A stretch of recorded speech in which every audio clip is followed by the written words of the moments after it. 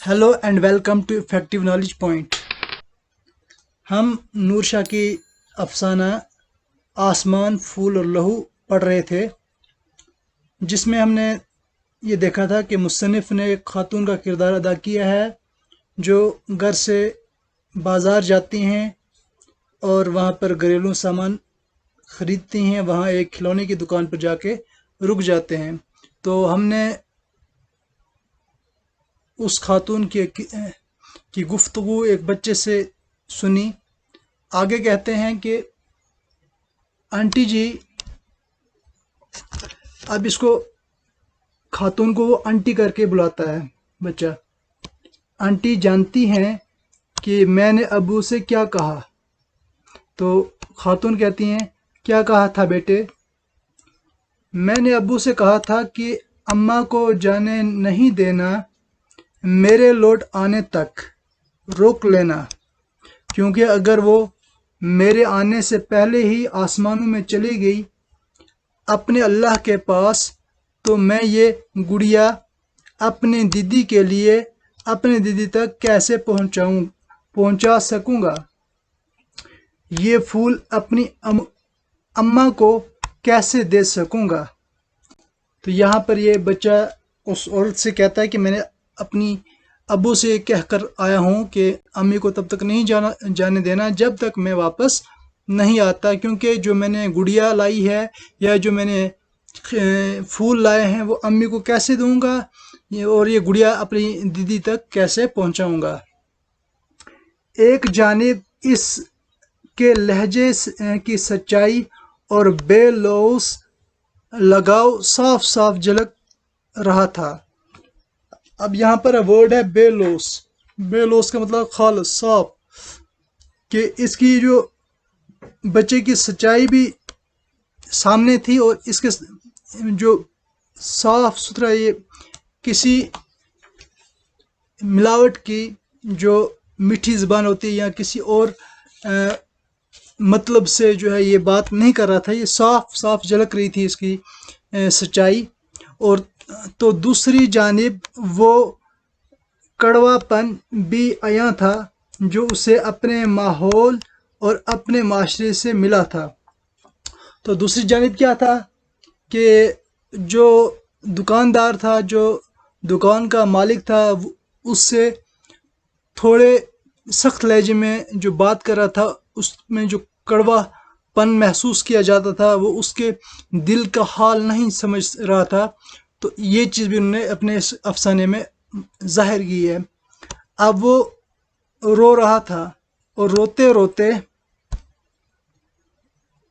कह रहा था, कल मैंने अल्लाह से दुआ मांगी कि मुझे अब इतने पैसे दें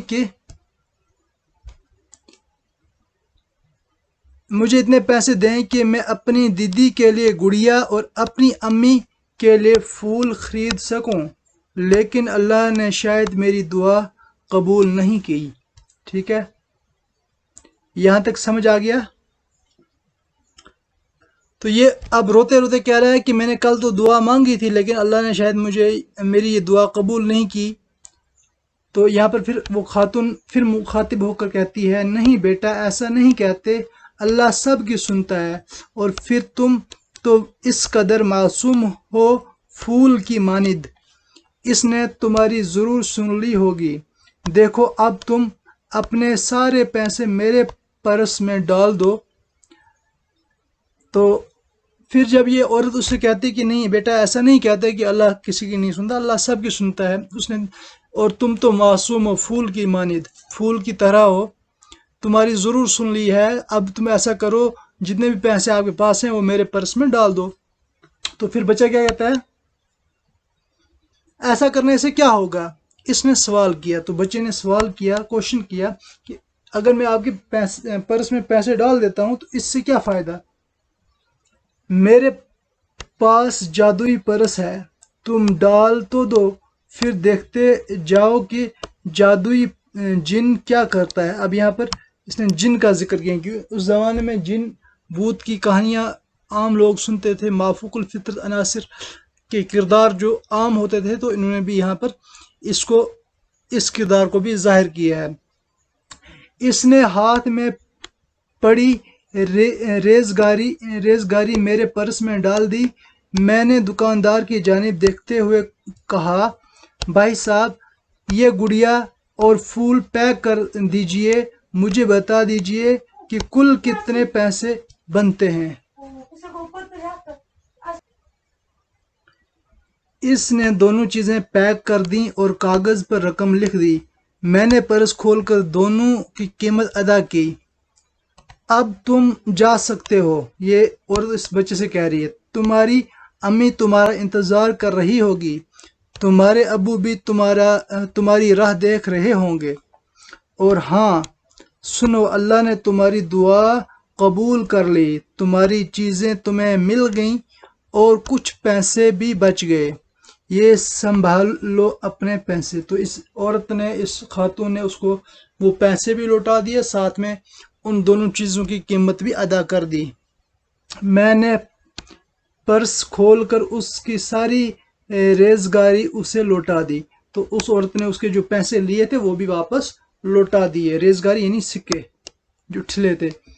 ایک ہاتھ میں ریزگاری اور دوسرے ہاتھ میں گڑیا اور پھول کا پیک لیے اس نے میری جانب اپنی بھرپور نگاہوں سے دیکھا۔ ہاں آنٹی، اللہ نے میری دعا قبول کر لی، میں اب چلتا ہوں اماں کے پاس۔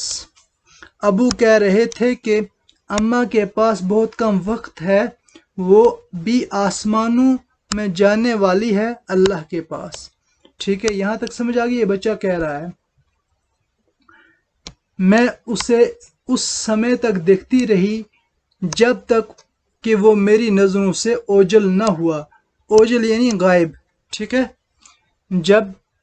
جب بھی لوگوں کے ذہنوں اور دلوں میں نفرت، انتشار اور شدت کی آگ بھڑکتی ہے تو خلوص اور محبت کے پھول جل کر راکھ ہو جاتے ہیں۔ ٹھیک ہے، یہاں یہ اب اس معاشرے کی حقیقت کو ظاہر کر رہا ہے کہ لوگوں کے دلوں میں جب نفرتیں پیدا ہو جاتی ہیں، انتشار ہو جاتا ہے، تو اس میں کیا ہوتا ہے، اب جو معاشرے میں، جو ماحول میں، جو اڑوس پڑوس میں محبت اور بھائی چارہ ہوتا تھا وہ بھی خاک میں مل جاتا ہے۔ 2 روز بعد میں اپنے لان میں بیٹھی اخبار پڑھ رہی تھی، ایک تصویر دیکھ کر میری نظریں جم کر رہ گئیں۔ تو کہتی ہیں کہ 2 دن کے بعد جب میں اپنے لان میں اخبار پڑھ رہی تھی تو میری نظریں ایک تصویر پر آ کر رک گئیں اور اسے ٹک ٹکی نگاہوں سے دیکھنے لگی۔ یہ تصویر ایک عورت کی تھی، خون میں لت پت، لہو کے رنگ میں ڈوبی ہوئی۔ اس مردہ جسم کے قریب ہی 2 چیزیں صاف نظر آ رہی تھی، گڑیا اور سفید پھولوں کا گلدستہ۔ تو اب یہاں پر آپ کو کہانی سمجھ آئی وہ بچہ کیوں کہہ رہا تھا کہ میری والدہ بھی جانے والی ہے، کیونکہ اس کی والدہ اور اس کی بہن کا انتقال ہو چکا تھا۔ والدہ ابھی زخمی حالت میں تھی، کہیں ان کی گاڑی کا کسی چیز سے ایکسیڈنٹ ہوا تھا۔ اب ہم پڑھیں گے کیا ہوا تھا۔ یہ سری نگر کا واقعہ ہے، تو آپ کو بخوبی اس چیز سے واقف ہو کہ آج سے 20 سال پہلے، 30 سال پہلے جموں کشمیر کے جو کیا حالات تھے، کس حالات سے یہ ماحول ہمارا جوجھ رہا تھا، تو اسی کی تصویر کشی اس افسانے کے ذریعے ہمیں دکھائی دی گئی ہے۔ گڑیا جسے دلہن بننے سے پہلے ہی بیوہ ہو چکی تھی،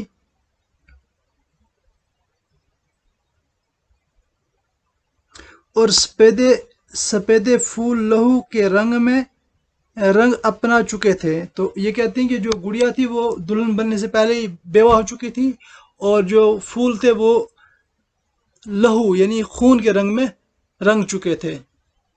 تصویر کے نیچے لکھا تھا، اب اس کی تصویر جو تھی، جو فوٹو تھا، اس کے نیچے لکھا تھا، حلیمہ بی بی جو چند روز قبل اپنی بیٹی خالدہ کے ساتھ ایک شادی میں شرکت کرنے کی غرض سے سری نگر سے ورمل جا رہی تھی۔ ورمل جگہ کا نام ہے، ٹھیک ہے۔ بس سٹینڈ کے قریب ایک گرینیڈ پھٹنے کے دوران شدید زخمی ہوئی تھی۔ کل رات زخموں کی تاب نہ لا کر اللہ کو پیاری ہوگی۔ ان کی 10 سالہ بیٹی خالدہ موقع پر ہی جاں بحق ہو گئی تھیں۔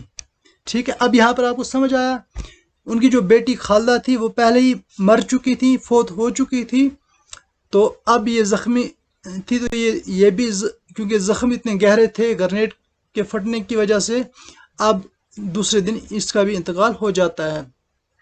میں نے گھبرا کر اخبار سے اپنی نظریں ہٹا لیں، ادھر ادھر دیکھا، وہاں کچھ بھی نظر نہ تھا، کوئی بھی نہ تھا،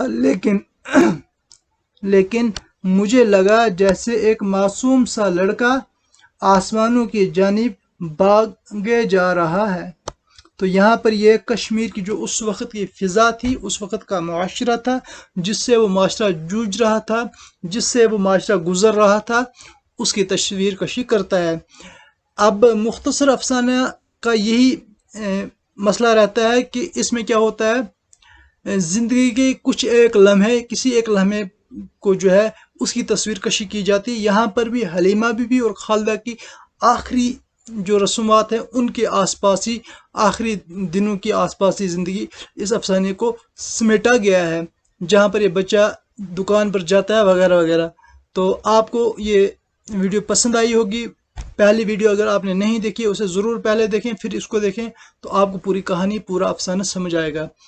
اگر میری ویڈیوز آپ کو پسند آتی ہیں انہیں لائک اور شیئر ضرور کریں۔ کل ہم اس کے سوال جواب کریں گے۔ Thank you, have a nice